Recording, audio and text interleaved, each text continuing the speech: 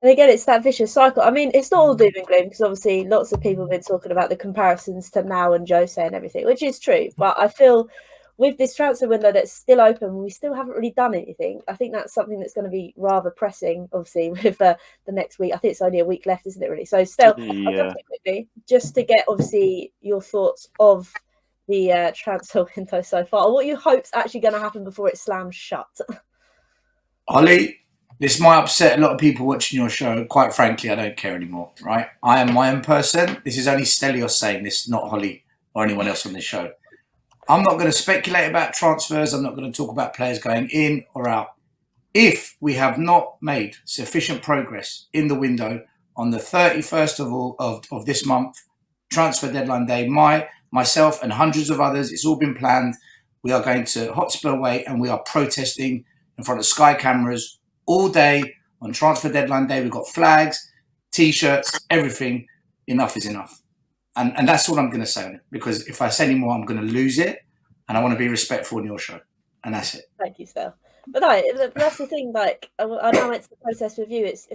I don't know how long it's going to take for people to sit there and be like, we're being taken for a ride. And I know we spoke about it, obviously, Graham, just before we came on, and you do make a good point in the fact that obviously I'll let you say it, but we've obviously got to have a buyer to come in. But surely you're thinking to yourself, if this management in terms of Levy and Enick are managing to buy a new cinema and property and this, that and the other, they can surely afford to invest some money into the club. Well, they have to. This manager, there's no way he would have come to this football club if he wasn't promised money. But it's whether they come up with players for him to have, and he's turned around and said, I don't want them players. I want my players, but we can't get them to the summer. Okay, we'll wait till the summer. But somebody has got to liaise with the fans. Somebody has to liaise with the fans and what's going on. Because this team can't get us in the top four. I know we've got games in hand, but we don't turn up for the big games. And sorry, Graham, sorry to interrupt you on this, but I have to say it. Wait until the summer, but liaise with the fans. I'm all for that. I don't have an issue with that if the club liaises with the fans. But if we don't buy now, like you said, we don't get top four, what players can we possibly bring in the summer without Champions League football? It has to happen now. Yeah, I agree. Like 2 or 3 top players. I'm not asking for 7. 2 or 3 top players. And with this manager, we can get top 4. We can do it. Well, I agree. We spoke off air just a minute ago, and I said, I look at it and I think we got like an academy, right? But I've read today on social media and in paper that we're looking to bring in 2 young kids. What's the academy for? Exactly. I've been saying that. I agree, mate. I agree. Why are we spending amounts of millions of pounds on these crazy academy players, and then we're going out and we bought in Sessegnon? Not good enough. No, Jack Clark. Well, I think he's going to the He's on loan. I think he's going loan to League One, apparently, which is... Right? You got him. You got, I'm trying to think, there's another one. Joe Rodon. You know, not good. For me, Joe Rodon, he's okay centre-half, but he's not a Premier League player. I haven't seen enough of him. Well, I think that one was a panic buy because we didn't get Skriniar in the summer because we didn't spend the cash, so we went into the Championship instead when the window shut. Right? So we've spent £50 million on them players. We could have bought a decent centre half, one decent centre half, but we've gone for youngsters because maybe they think they can sell them on and make money out of them. Well, that's not what the fans want. The fans want a ready-made centre-half, another ready-made centre-half, and another ready-made centre-half. They want a creative... So does Conte. I think Conte wants that. 100%. They want a creative midfield player. They want 2 full-backs that can cross the ball.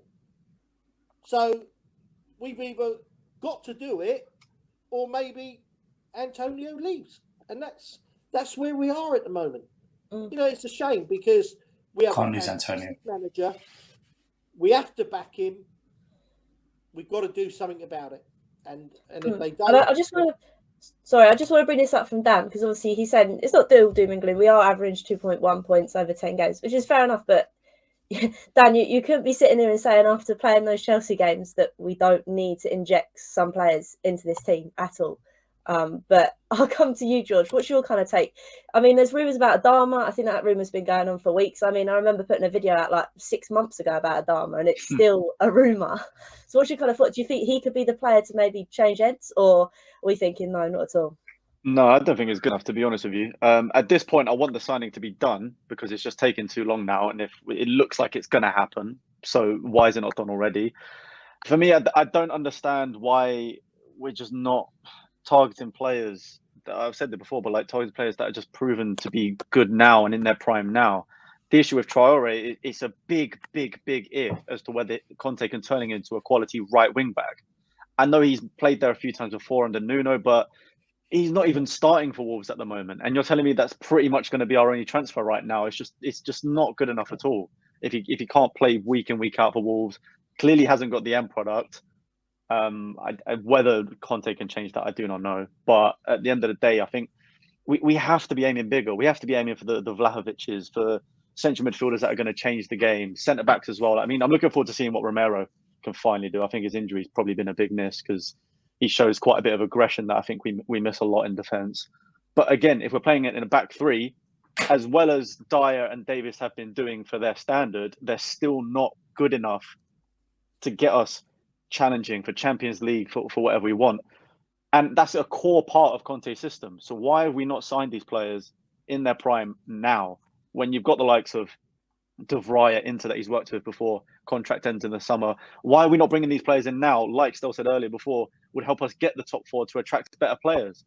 Because he's right. As soon as we don't get top four in the summer, George, who's going to come to us? George, I think they need to clear the wage bill before they can do it. We did it in the summer. We've got like £8 million a month off the bill. You know, if you get rid of Ndombele, the Salso, Dele Alli, one other, whatever, you're talking probably Ndombele's 200k a week alone. Half a mil a week, isn't it? It's going to be 500 grand a week. So that's what they I understand. Listen, we understand the way football's run, right? But sometimes when you've got a top quality manager and you brought him in, like for me, I'm waiting to see what Paratici brings to the table. Yeah. Absolutely. It's not done it for me. So I'm waiting to see what he brings to the table.